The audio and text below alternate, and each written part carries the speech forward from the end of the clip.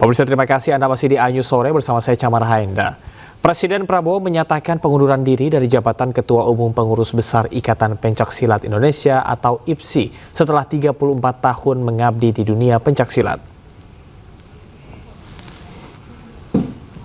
Pernyataan ini disampaikan oleh Presiden Prabowo saat menghadiri Musyawarah Nasional IPSI ke-16 di Jakarta Sabtu siang.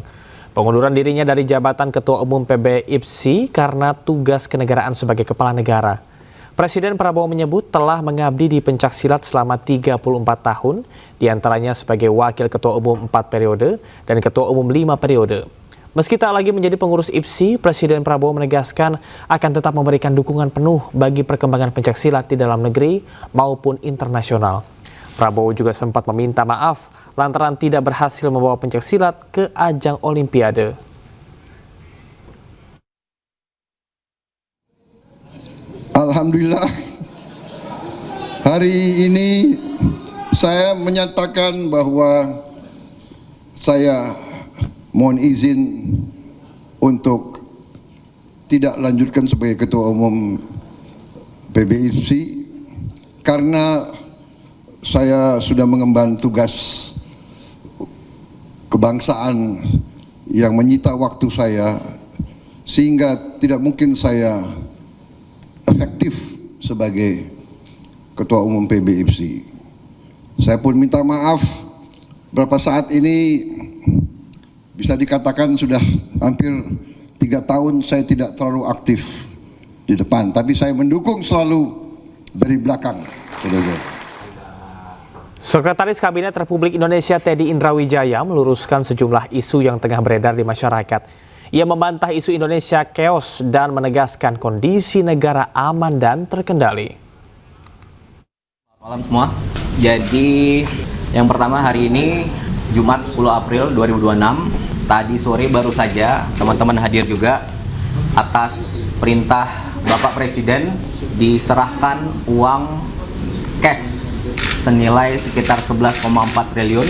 Itu apa? Itu adalah denda atas segala bentuk pelanggaran hukum dan korupsi di kawasan hutan, ya, yang mana sejak 1 tahun lalu Bapak Presiden membentuk Satgas yang total sampai sekarang itu uang cash yang diserahkan kepada negara adalah sekitar 31,3 triliun. Itu berupa uang cash dan aset senilai kurang lebih 370 triliun. Oke. Nah, poinnya apa? Tadi adalah salah satu dari banyaknya bentuk aksi tegas, konkret, bukti nyata pemerintah Bapak Presiden Prabowo dan tim untuk memberantas korupsi dan segala pelanggaran hukum, ya. Itu yang pertama. Kemudian yang kedua, saya mau luruskan beberapa isu. Tadi ada pertanyaan.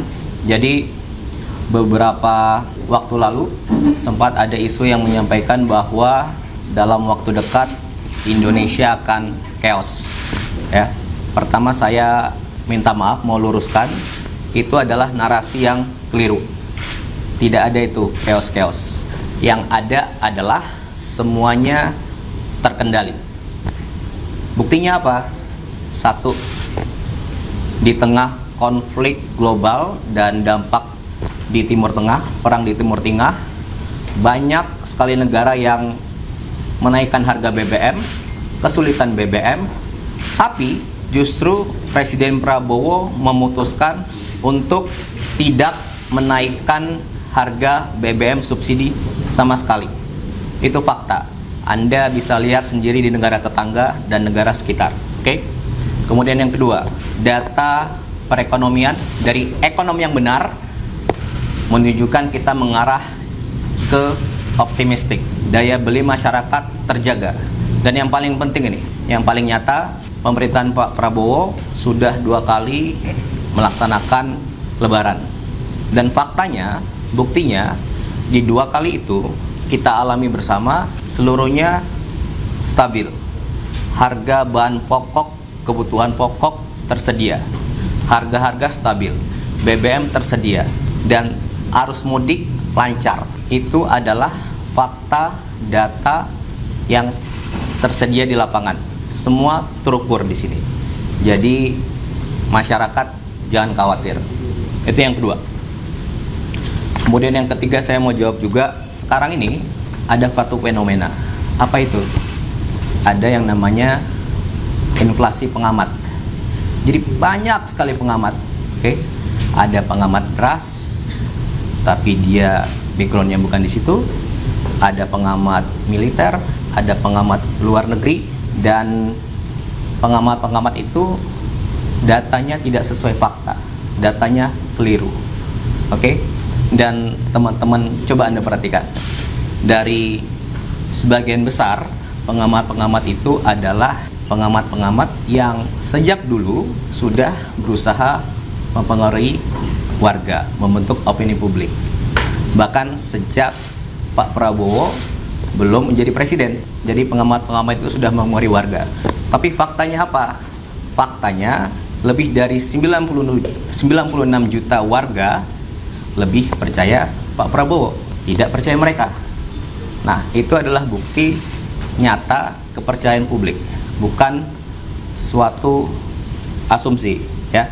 Jadi saya kira boleh kita berbeda pandangan, boleh berbeda pendapat, silahkan beri kritik, tapi jangan sampai kita memberi statement yang mengarah pada kecemasan, membuat orang cemas terhadap negeri ini, ya.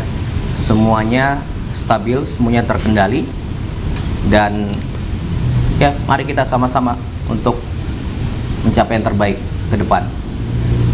Kemudian satu lagi, kita harus punya harapan dan doa yang baik untuk negeri ini.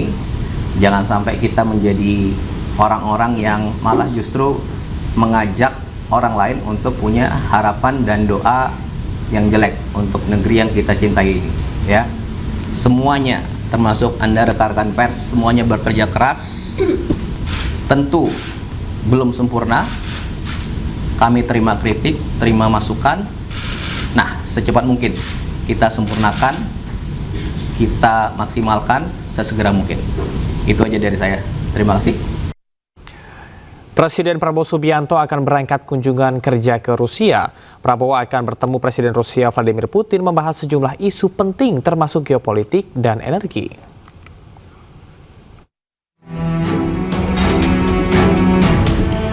Menteri Luar Negeri Sugiono mengatakan Presiden Prabowo Subianto akan berangkat kunjungan kerja ke Rusia bertemu Presiden Vladimir Putin. Dalam kunjungan tersebut, Prabowo dan Putin akan membahas sejumlah isu strategis global termasuk masalah situasi energi. Soal agenda presiden ke Rusia, Mas. Agenda presiden ke Rusia itu kapan, Mas? Berangkatnya minggu ini. Dalam minggu ini. Itu terkait minyak itu, Mas. Kenapa? Alternatif minyak itu, Mas. Salah satu yang akan beliau bicarakan juga itu karena ini merupakan sesuatu yang sifatnya sangat strategis ya bagi bangsa Indonesia. Beliau akan bertemu dengan Presiden Putin dan juga akan membahas mengenai geopolitik dunia dan juga yang pasti membahas tentang situasi energi.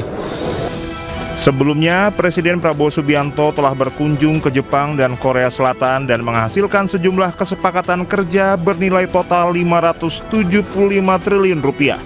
Dari Jakarta, tim liputan Anyus melaporkan. Presiden ke-7 Republik Indonesia Joko Widodo membantah isu pembelian Partai Nasdem. Ia menegaskan isu yang dikaitkan dengan kemenangan putranya Gibran Rakabuming Raka tersebut tidak benar dan tidak berdasar.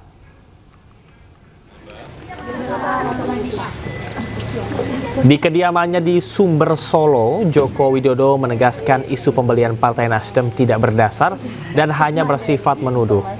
Ia menyebut tidak pernah ada niat atau pemikiran untuk membeli partai politik, termasuk untuk kepentingan politik siapapun. Partai Nasdem dan sekaligus tawarnya. Itu jangan menuduh dengan isu-isu yang nggak benar seperti itu. Nggak ada sama sekali. Itu termasuk dalam pikiran Nggak ada sama sekali. Termasuk persiapan untuk Mas Gibran untuk pemilihan Nggak ada sama sekali. Nggak ada. Artinya itu tidak benar ya Pak ya? Isu yang sangat menuduh. Beli itu berapa teh, duitnya dari mana? Itu kan power yang sangat tinggi sekali. Kelas saya itu pas. Sementara itu, anggota DPR RI Ahmad Sahroni dipalak oleh KPK Gadungan. Oknum mengatasnamakan pimpinan KPK melakukan penipuan dengan memalak. Lagi mimpin rapat di Komisi 3. Nah itu staf saya tuh yang nemuin tuh askar menerima yang bersangkutan atas informasi dari Pamdal. Kalau ada tamu mengatasnamakan pimpinan KPK.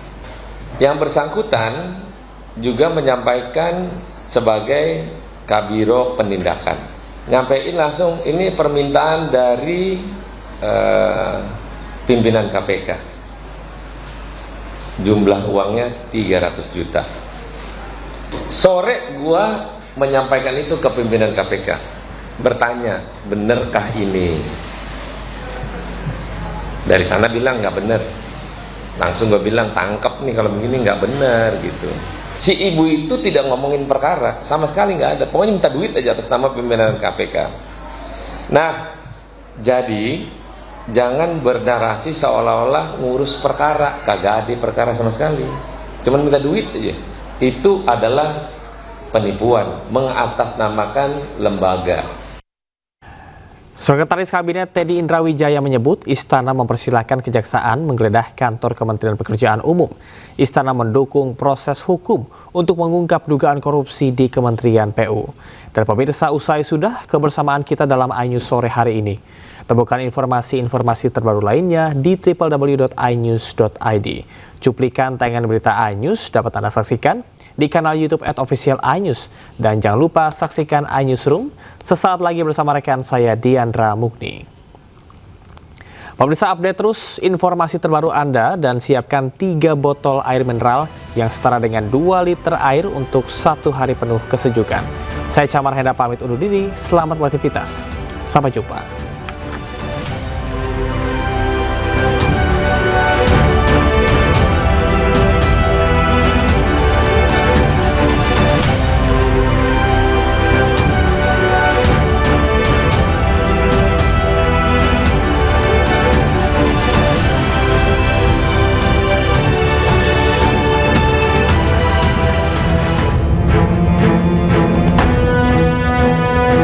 Sekretaris Kabinet Teddy Indrawijaya mempersilahkan Kejaksaan Tinggi DKI Jakarta menggeledah kantor Kementerian Pekerjaan Umum. Ia memastikan pihak istana terbuka terhadap proses hukum karena sudah sesuai dengan arahan Presiden Prabowo Subianto.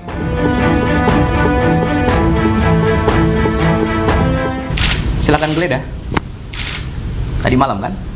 Oke, dan malam sebelumnya kebetulan Pak Menteri PU juga ke tempat saya.